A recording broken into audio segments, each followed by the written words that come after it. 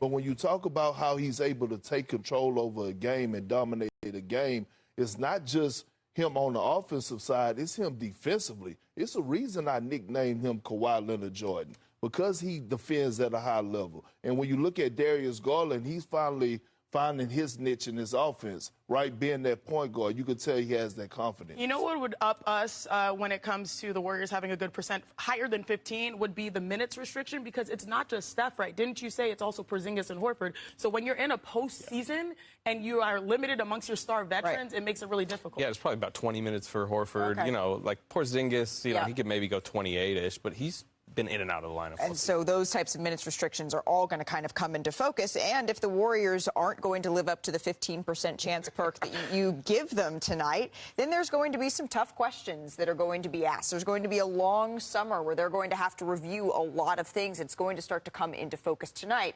The biggest of those questions, Slater, what do you think that is? Steve Kerr. Okay. You know, and he'll get asked. But, you know, the one thing I can say for certain is we're not getting the answer tonight. Steve Kerr and his, you say Steve Kerr, you mean his future. Okay. His future as coach of the Warriors. He's under the last year of his deal. He purposely didn't seek out a contract extension. I've tried to get that answer from him several times this season, including this week, talking to him over at the facility, and he still says he's uncertain. And part of that is there's a lot of bigger picture, questions that they need to sit down organizationally. I mean, it's a transition time for them, and he says he needs to still talk to Steph Curry, Mike Dunleavy, and Joe Lacob about those, and he hasn't had those conversations Well, yet. Steve Kerr, when Draymond was asked about him on our show yesterday, Draymond said that he is very confident Steve will be back. Draymond's not making the choice. That's very fair. Well, it might take. What about the chances go up if you get a vintage Steph Curry performance, right? Could they go up a little bit? Yeah, it's got to be like 60. That might be what's needed to get Golden State season to keep it alive, and he's taught us that he can do it. We got a big top of the top here. This is just Steph, purely what he does against the Clippers. I feel sorry for Daniel Tice. That's what happens, though, when you switch and you get put on the island. He just go burn you up. Yeah, that's nasty. Now to number 4. This is the Warriors facing the Clippers in 2018. 5 seconds left to play. Game's tied. You can't see it, but it's at 127. Oh. Who are you going to call for a bucket? Look, you don't get enough credit. One of the most underrated finishers this game Agreed. has ever Crafty seen at the basket. I think I already know what number 1. 17. Don't go there yet. We're only on 3. 5 seconds left. This is in the first half. Curry goes behind the back and then launches it and beats the buzzer. Hasn't had a half during that time, the scout used to be, do not let him catch the ball. Like, he was going on a tear with those sleeve jerseys were a time. All right, that brings us to number 2. This is 2015. Oh, yeah, behind the back. Oh, was this it? I thought this was going to be 1. Oh, that could have. I thought that would be 1 too. I can tell you what 1's going to be. Though. Okay. Lean back. Slater. You're going to see Steve Kerr in number 1. Then take it away. What is number 1? What is going on, everybody? Welcome back to the channel. The NBA play-in tournament is giving us everything we wanted. Drama, controversy, and absolute chaos. Last night, the Charlotte Hornets beat the Miami Heat 127-126 in overtime. LaMelo Ball was the hero. He hit the game-winning layup. He also had 30 points.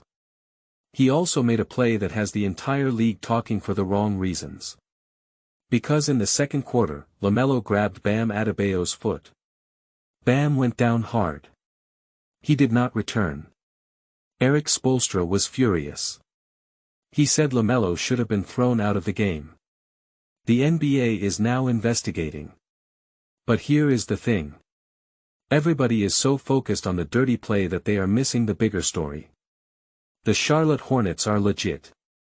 And Kendrick Perkins just said something on NBA Today that I need to break down.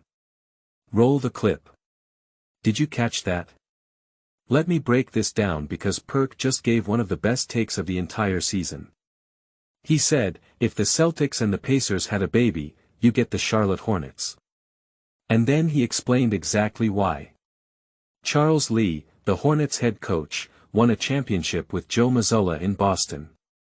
He was his assistant coach. And he also learned from the Pacers system. So what did he do? He took the Celtics' three-point volume and the Pacers' pace, and he merged them into one team. Look at the numbers. The Hornets rank number 2 in the league in three-point attempts. They rank number 1 in three-pointers made. They push the PA. CE. They play through LaMelo Ball just like the Pacers play through Tyrese Halliburton. But they also take threes like the Celtics. And Perk said, I watched every minute, every second of this game, and I said to myself, this is the way the Celtics play. And then he called Charles Lee an evil genius. That is high praise from a guy who played in Boston and knows what championship basketball looks like. Now, let's talk about the other side of this. Chindy Carter made a great point about coaching chess matches. She said Eric Spoelstra went with a small lineup, and it cost him. LaMelo Ball got off Jamie Jaquez Jr.'s hip, Andrew Wiggins did not even see the ball, and LaMelo had a layup to win the game. On the other end, Charles Lee benched Con Nipple and trusted Davion Mitchell on defense. Mitchell got the block. Those gambles paid off. This is what the play-in is supposed to be. Coaches making bold decisions. Players rising to the moment. Chaos. And the Hornets are thriving in it. But here is the elephant in the room. LaMelo Ball was 12 for 31 from the field. He was 2 for 16 from 3. That is awful. That is inefficient. That is the LaMelo Ball experience. He takes bad shots. He makes dumb fouls. He had that stupid foul on Tyler Herro that almost cost them the game. And then he also made the game-winning layup. He also took out the opposing team's best player, whether you think it was intentional or not. He is chaos. He is talent. He is winning. And Perk said something that really stuck with me. He said, we came into the season, midway through the season, the league was saying, can LaMelo Ball ever play winning basketball? He's talented, but it's chaos. And frankly, he was labeled a talented loser by a lot of people. He has driven winning this season. That is the story. LaMelo Ball is not efficient. He is not safe. He is not boring. But he is winning. And the Hornets have become America's team. Tim McMahon said he had FOMO watching that game. He wished he was in Charlotte. That is real. That building was electric. And this team is fun. Now, let's be clear about the controversy. The NBA is investigating the trip on Bam Adebayo. Shams Charania reported that the league has already contacted both teams. They are going to interview LaMelo. There is a chance it gets upgraded to a flagrant 1 or flagrant 2. But a suspension? Probably not. The league wants ratings. The Hornets are a great story. They are not going to kill that momentum. But Spoelstra is right to be angry. His best player got hurt on a dirty play. And the Heat season is over. Tim McMahon said the Heat have been defensively terrible. Over the last 15 games of the season, their defensive rating would have been the worst in NBA history. Only teams that were intentionally tanking were worse. That is how bad Miami has been.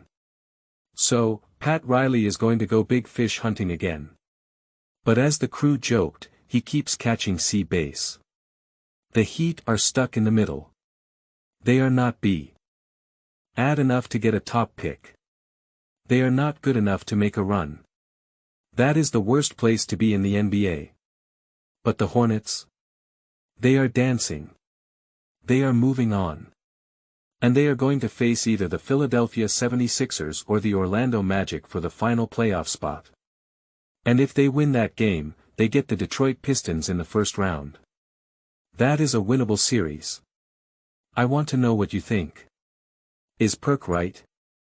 Are the Hornets the baby of the Celtics and Pacers? Should LaMelo be suspended? And can Charlotte make a run in the playoffs? Let me know in the comments. I read every single one. If you enjoyed this breakdown, hit that like button. It really helps the channel. And subscribe if you want to stay locked in. We are building something real here. See you next time. Peace.